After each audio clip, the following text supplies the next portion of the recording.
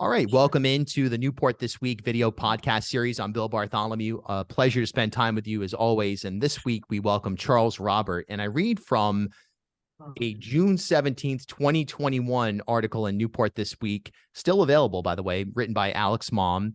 And for over 200 years, Charles Robert's family has lived in Newport. Their history is deeply rooted in the city. His uncle, Paul Gaines, was the first and only Black mayor of Newport and the first Black mayor in New England. But it wasn't until 5 years ago, now 7 years ago, that Roberts realized how significant a role Newport had in the history of slavery. While walking through Newport's God's Little Acre burial ground, he discovered soul effigy angel images originally carved by the enslaved colonial artisan Pompey Stevens on each of the 200 graves. He later learned that Stevens originally carved the first image in 1786 on his brother's gravestone, and it was the first work signed by an enslaved African-American craftsman. In 2017, Roberts founded Rhode Island Slave History Medallions, which marks historic sites across the state with their bronze medallions at the request of property owners. So we welcome Charles to the podcast series. So this project has really become, it's an important part of our understanding of our roots, Newport's and Rhode Island's role in the triangle trade and in general in the history of enslavement. And I ask you, at first and foremost, what does this project mean to you? Well, thank you very much for that and those kind words about my Uncle Paul.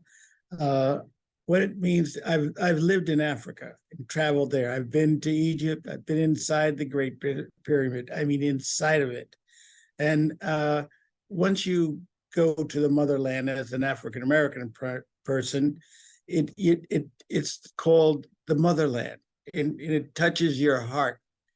And when you come back to the United States and you see how history, and which is repeating itself and not going as progressive as we thought, you see history from another perspective.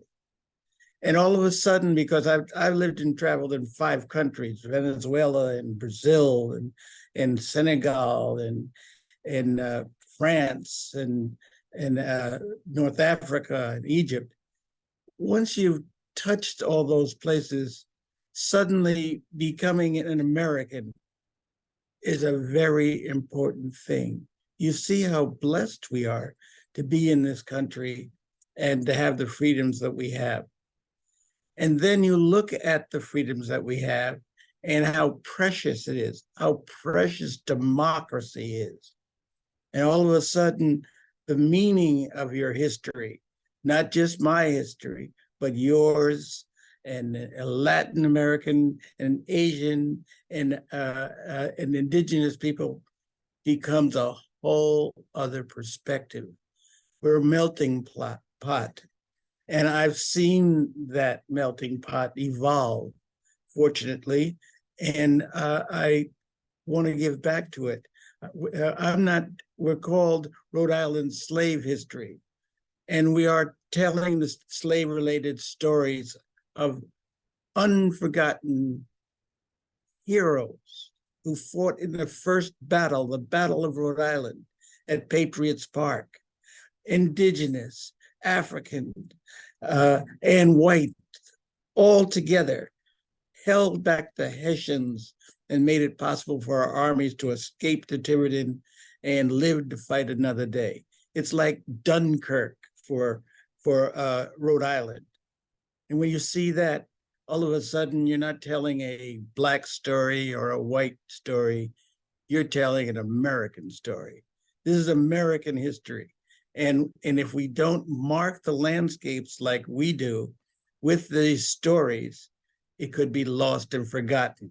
I mean, all you have to do is go up to one of our medallions with your phone and scan it, the QR code, and all the information comes up right in front of you. And this is the value and the importance. I have grandchildren, and I want to make sure that they get an opportunity to share these experiences that I have. Yeah, really powerful stuff. And your mission is described as an effort to raise public awareness of Rhode Island's dominant role in the institution of slavery. And that's a real thing. And, you know, we are in a time right now where people seem to be going out of their way to try to squash understanding history. I mean, we hear it in the critical race theory discussion. We hear it in a lot of different places. Of course, Rhode Island's curriculum on an education level has actually shifted to include Rhode Island's dominant role in the slave trade. But how important in this moment, where there's division about how to understand history, is the work that you're doing? Well, it's very important to me because when we're talking about history, Rhode Island slave history, we're talking about the starting in the 1600s. Because when you talk about history, the first thing you have to realize is the first people. We, even as African Americans, kidnapped from Africa and brought here, we were brought here for a purpose, for the economic development of their state through the use of free labor.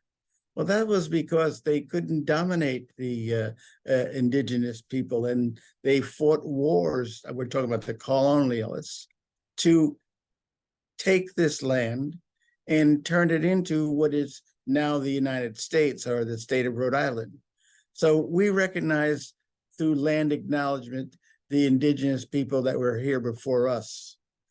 And we also acknowledge, by telling the stories of the enslavers, we acknowledge their part in history as well.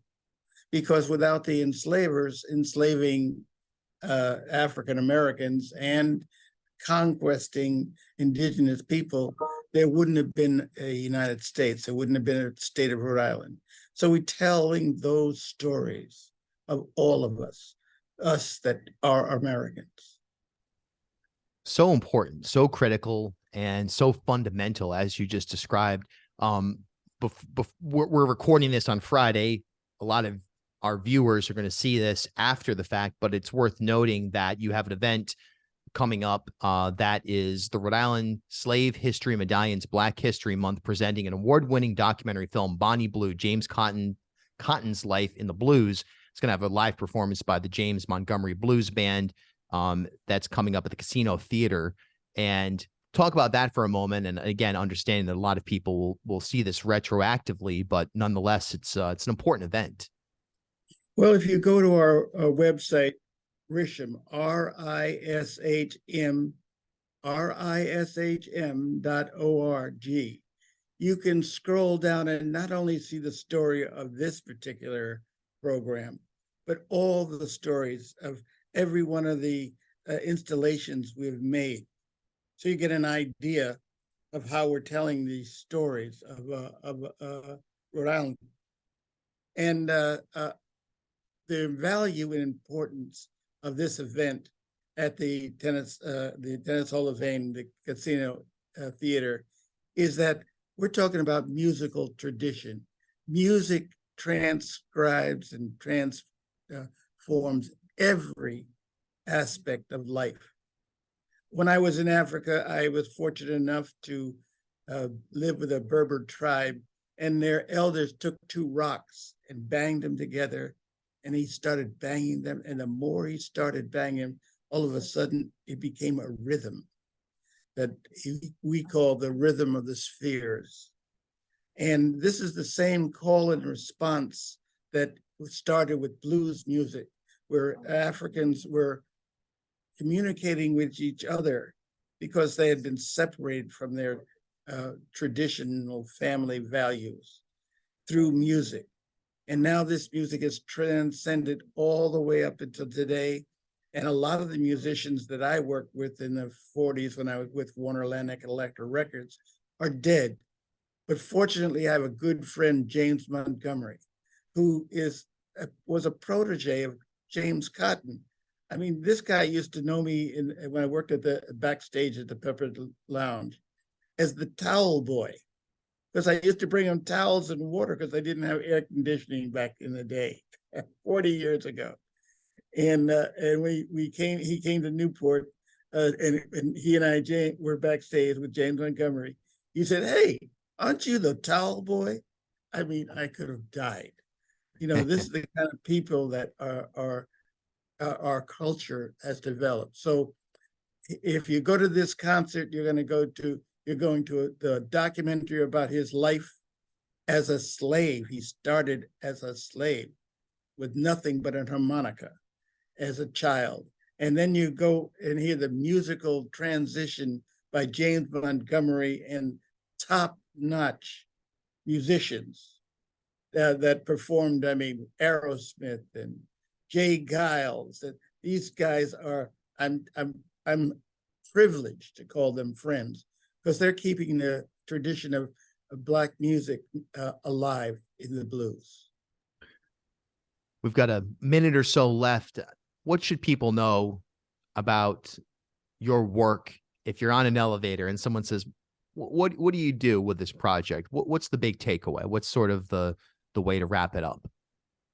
Well, we're marking the landscapes with untold stories of the heroes that created what is Rhode Island history today. These untold stories of indigenous people and slaves who fought for the freedom, for their freedom, to make it possible for us to have freedom, a freedom that is very delicately being preserved today. And I look forward to seeing a better tomorrow with this event and this program. Charles Roberts, thanks so much for your work, and thanks for joining us this week on the Newport This Week video podcast. Thank you. Pleasure being here.